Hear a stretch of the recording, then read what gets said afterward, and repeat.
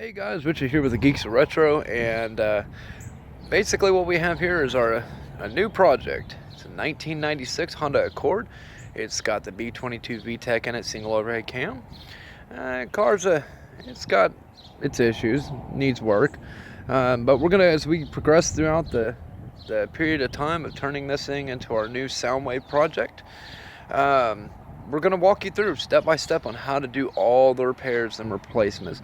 Now, this car had a few minuscule things done to it, like a little sway bar, strut brace bars, AM air intake. It's got a little cheap header back exhaust, minuscule stuff like that. But and again, I do apologize about the drive-by noise, but fortunately where I'm staying at right now, we don't have a garage yet, so I'm still working on that part. Either which way, as we progress with the car, you're going to start seeing the progressions with it. So stay tuned, and we're going to go through and we're going to start showing you all the wonderful things that we're going to start replacing.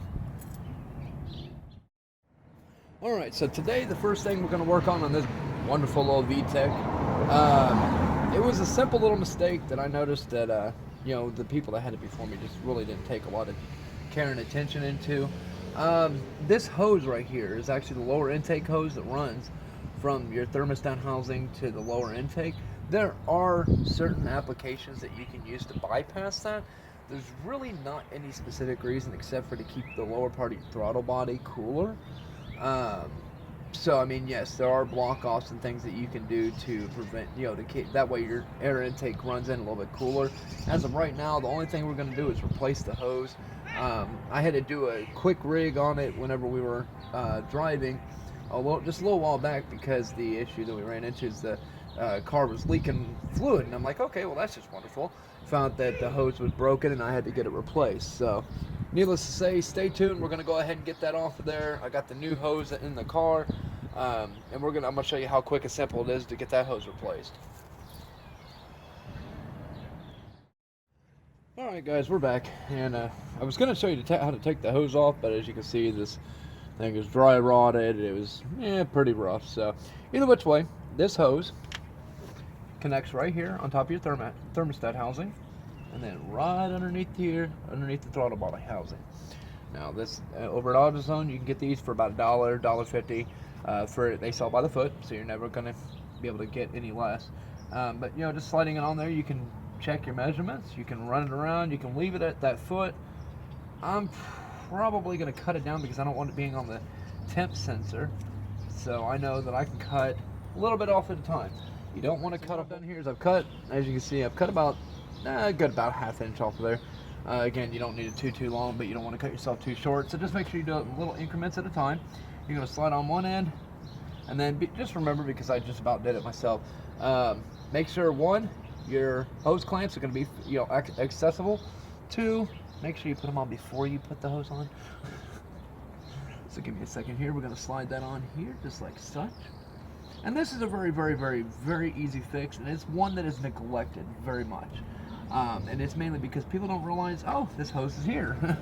So now that we've got this off of here, I can slide that down that way. The other one here, I'm going to slide the hose clamp up and inward. And it's a little hard to get to, so if you got big hands, I apologize. Otherwise, not really that big of an issue. But this is a weak spot in the system that water does go and can cause a leak, and if you're not careful, it can actually it'll drain your entire radiator. Because as the water runs through your radiator hose here, it hits this thermostat housing, and this is basically a bypass. It's supposed to cool the throttle body, but I just don't really understand the whole purpose behind it. Eventually I will be doing a nice hose delete on here, and it's just because whenever we do go and upgrade the throttle body, probably going to go with like a 70 to 80 millimeter throttle body, something for better airflow, because eventually this girl will be boosted. But that's way down the road. Right now the goal is to get all the major necessities done, make sure everything's serviceable. Well, even somewhere down the road, I'll even show you guys how to do an oil change on this thing. Granted, most of you already know how to do it, but it's still there. I mean, I figure if I'm going to show you how to do it, might as well show you how to do everything. But as you can see, this is the start of the Decepticon Soundwave. So guys have any other questions or concerns or comments, don't forget to, don't be afraid to leave them on here. And again, like, oh God, that's horrible. Like cable, look at that. See, something else I got to fix. We'll get to it. Don't forget to subscribe to us here on YouTube, and if you have any other questions or whatnot, you can also hit us up at facebook.com/The Geeks of Retro. Thanks again.